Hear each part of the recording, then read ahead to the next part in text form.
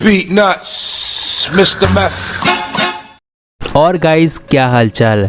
तो जैसा कि बीरस ने गोकू और वेजिटा को समझाते हुए कहा कि तुम्हारी जिंदगी निकल गई इस ताकत तक पहुंचने के लिए तुम्हारी जिंदगी की सीमा है, क्योंकि तुम दोनों एक मॉर्टल हो और मैं इमॉर्टल, लेकिन तुम्हारी ताकत की कोई सीमा नहीं। और बीरस की इस बात पर वेजिटा भी ये कह देता है कि ये एक कड़वा सच है कि अगर हम शुरू से टाइम चेम्बर और ग्रेविटी का इस्तेमाल नहीं करते तो आज हम इतनी ज़्यादा ताकत तक कभी नहीं पहुंच पाते। और वेजिटा की इस बात पर गोकू भी ये कह देता है कि वेजिटा, भले ही लॉर्ड बीरस की बातें सच हो, लेकिन इसका मतलब ये नहीं कि हम लॉर्ड बीरस को कभी नहीं हरा सकते। एक दिन हम एक एक करके लॉर्ड बीरस को जरूर हरा देंगे। और गोकू की इस बात पर वेजिटा गोकू से कहता है, तुमने सही कहा कैकरॉट, भले ही हमारी जिंदगी की सीमा है, इसका मतलब ये नहीं कि हम लॉर्ड बीरस को हरा नहीं सकते, क्योंकि जैसा कि लॉर्ड बीरस ने कहा, हमारी ताकत की कोई सीमा नहीं। और ये बात खुद लॉर्ड बीरस भी एक्सेप्ट करते हैं। और फिर गोकू और वेजिटा की इन सारी बातों को सुनकर बीरस गोकू और वेजिटा से कहता है, सपने देखो तुम दोनों के दोनों, क्योंकि एक गॉड ऑफ डिस्ट्रक्शन की ताकत तक पहुंचना कोई आम बात नहीं। भले ही तुम मॉर्टल्स ने दैवी ऊर्जा का इस्तेमाल करना सीख लिया है, लेकिन तुम्हारी ये नश्वर शरीर एक गॉड और एंजल की ताकत तक ना पहुंचने के लिए मजबूर करते रहेगी। और बीरस की इन सारी बातों पर विज बीरस से कहता है, माय लॉर्ड, आपको गोकू और वेजिटा से ऐसे बात नहीं करना चाहिए, क्योंकि आपकी ये सारी बातें एक मॉर्टल के लिए ठेस लगने वाली जैसी बातें हैं। और विज की इस बात पर वेजिटा बीरस से कहता है, लॉर्ड बीरस, भले ही आपकी बातें कितनी भी सच क्यों ना हो, लेकिन एक दिन आप अपनी आंखों से जरूर देखोगे कि एक मॉर्टल आपसे आगे निकल चुका है। और वेजिटा की इस बात पर बीरस कहता है, मुझे इस दिन का बेसब्री से इंतजार रहेगा वेजिटा, क्योंकि मैं खुद यही चाहता हूँ। और बीरस की इस बात को सुनकर वेजिटा हैरान होकर कहता है, क्या सच में लॉर्ड बीरस आप ऐसा चाहते हैं? मैं कुछ समझा नहीं। और वेजिटा की इस बात पर बीरस कहता है, वेजिटा, जिस तरह तुम पूरे मल्टीवर्स को देखते हो और जानते हो, वो ऐसा है नहीं। कहीं ना कहीं ये हम अच्छी तरह से जानते हैं कि हम गॉड और एंजल से भी ज़्यादा ताकतवर इस मल्टीवर्स में कुछ बीइंग हैं जो एग्जिस्ट करते हैं। और वेजिटा, मैं तुम्हें एक बात बताने जा रहा हूँ, इसे ध्यान से सुनो। हम गॉड और एंजल्स के लिए भी एक कड़वा सच है, और वो ये है कि हमारी जिंदगी की कोई सीमा नहीं, लेकिन हमारी ताकत की सीमा होती है। और तुम सेयंस में ये बात बिल्कुल उल्टा लागू होती है। तुम्हारी जिंदगी की सीमा है, लेकिन तुम्हारी ताकत की कोई सीमा नहीं। और यही वो वजह है वेजिटा कि अगर तुम मॉर्टल्स एक गॉड ऑफ डिस्ट्रक्शन और एंजल से ज़्यादा ताकतवर हो जाते हो, तो ये हमारे लिए ही फायदे की बात होगी। और ये बिल्कुल सीधी सी बात है। और बीरस की इन सारी बातों को सुनकर विज मनी मन कहता है, मुझे लगा कि मैं पूरे मल्टीवर्स में सिर्फ मैं ही हूँ जो मैं ये चाहता था कि मॉर्टल ज़्यादा ताकतवर हो जाए, लेकिन लॉर्ड बीरस भी ऐसा सोचते हैं, ये मुझे आज पता चला। और इतना मन ही मन कहने के बाद विज बीरस से कहता है, माय लॉर्ड बीरस, क्या आप सच में ऐसा चाहते हैं कि एक मॉर्टल आपसे आगे निकल जाए? और विज की इस बात पर बीरस कहता है, वेस, मैं तुम्हें पहले ही बता देता हूँ, मुझे सिर्फ लड़ने में मज़ा आता है। मुझे इससे कोई भी फर्क नहीं पड़ता कि कोई मॉर्टल मुझसे आगे निकल जाए या मुझसे पीछे रह जाए।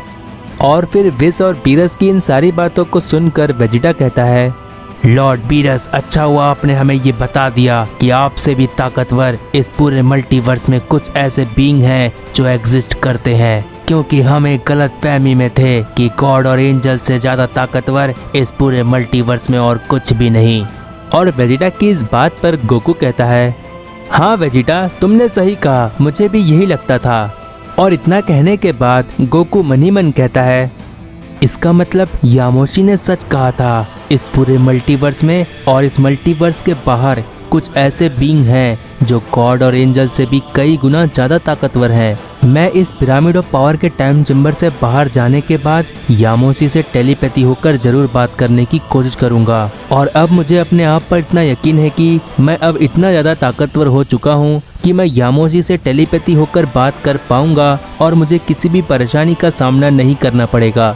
और गोकू इतना मन ही मन कह रहा होता है कि तभी विज वहाँ पर सभी से कहता है, सभी लोग वहाँ देखो, हम इस पिरामिड ऑफ पावर के टाइम चेम्बर से निकलने के लिए बस कुछ ही दूरी पर हैं। चलते हुए बात करने की वजह से हमें पता भी नहीं चला कि 1 घंटा 30 मिनट कब पूरा होने को है।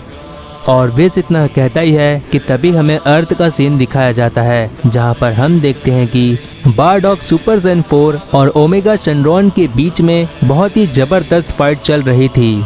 और बारडॉक और ओमेगा शेनरॉन की इस फाइट से बहुत ही जबरदस्त शॉक वेव निकल रहे थे। और इस शॉक वेव को महसूस करते हुए पिक्लो मन ही मन कहता है, इन दोनों की फाइट से ये जो एनर्जी आ रही है ये सच में बहुत ज़्यादा है। और इतनी ज़्यादा एनर्जी तो मैंने ज़ाइकोर के वक्त भी महसूस नहीं किया था। क्या सच में ओमेगा शेनरॉन इतना ज़्यादा ताकतवर है? और गोकू के फादर बारडॉक भी, भला ये सेयन का कौन सा ट्रांसफॉर्मेशन है? क्योंकि बारडॉक के अंदर से जिस स्ट्रेंथ को मैं महसूस कर रहा हूँ, ऐसी स्ट्रेंथ मैंने आज से पहले किसी भी सेयन में महसूस नहीं की।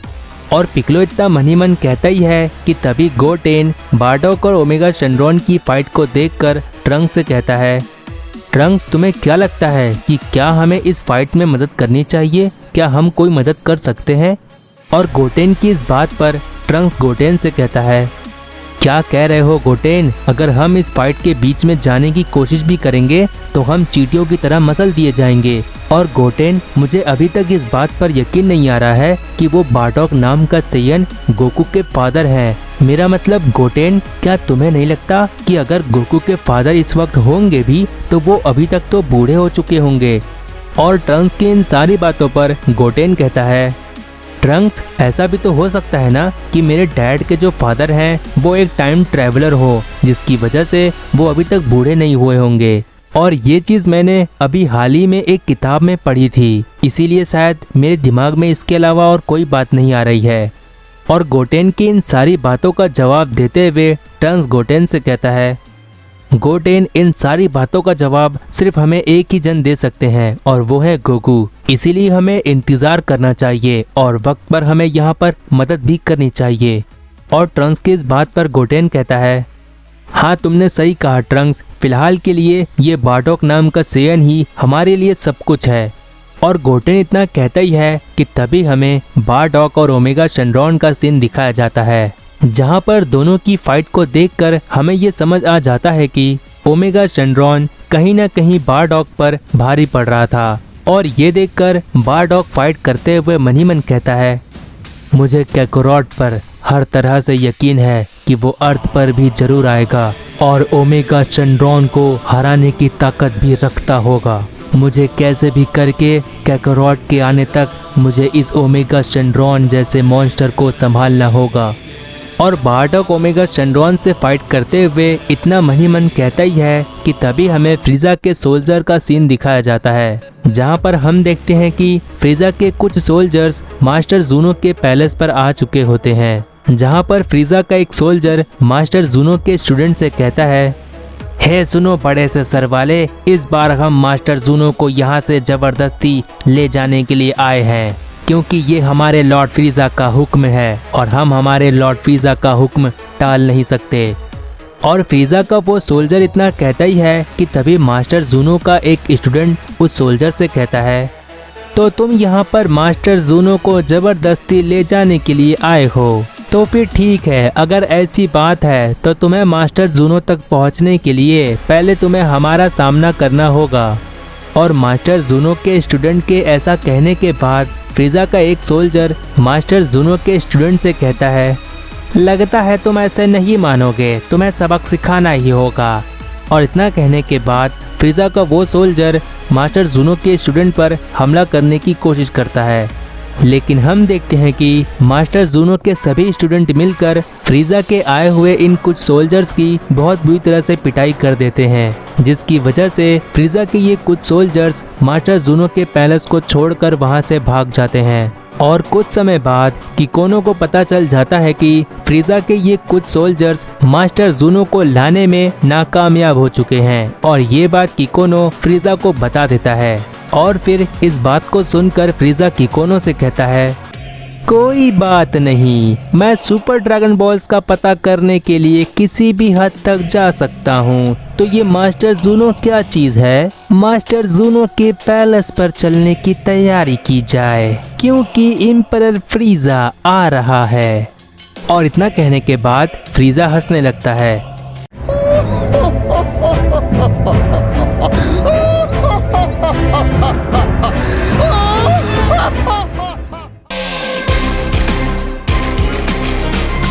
तो गाइज अगर प्रीवियस पार्ट नहीं देखे हो तो चैनल पर जाकर देख लो। जितना हो सके इस वीडियो को अपने फ्रेंड्स में शेयर कर दो और नेक्स्ट पार्ट के लिए कमेंट कर दो, जिससे मुझे पता चलता है कि तुम्हें ये सीरीज पसंद आ रही है। I hope you like this video, make sure to. और तब तक के लिए